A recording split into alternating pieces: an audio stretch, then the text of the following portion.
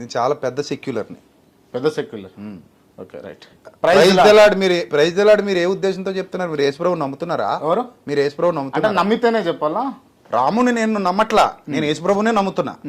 నేను మీకోసం జై శ్రీరామ్ అని చెప్పి మీ శ్రీరాముని గౌరవించడం వల్ల నాకు వచ్చిన నష్టం ఏమీ లేదు కదా. నరకాన్ని అంటే క్రిస్టియానిటీలో నరకాన్ని ఎవరు సృష్టించారు?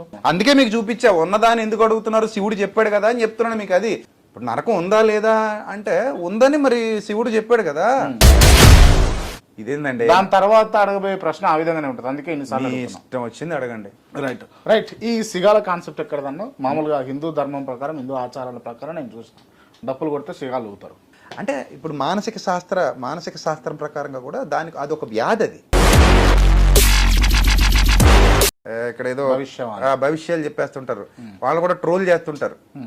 సో అలాంటి వాళ్ళు ఇక్కడ కూడా ఉన్నారు. డప్పు కొట్టినంతసేపే అక్కడ దేవుడు కనబడతాడు, డప్పు ఆపేస్తే దేవుడు ఆగిపోతాడు.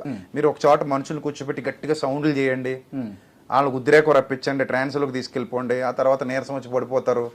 అది లేదు అసలు బైబిల్లో. ఓకే, అది ఎక్కడ జరిగినా చీటింగే. కేవలం అంటే మీరు ఇప్పటి వరకు చేసినటువంటి అంటే ప్రచారం కావచ్చు, బోధనలు కావచ్చు, ఆ అంశాలలో వీళ్ళకి నచ్చని ఏంది అన్నది ఒకటి అడుగుతాం. అడగండి, నాకు నచ్చనే ఉంటాయి మరి అందులో. నేను కూడా చెప్తాను. ఇప్పుడు అన్ని మతాల్లో ఉన్నారు కదా దొంగలు.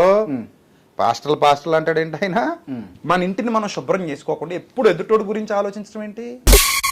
రాధా మనోహర్ దాసు బొకడా బైబిల్ అన్నాడు మొన్న ఎక్కడో కూర్చొని. నేను అనలేను అలాగా.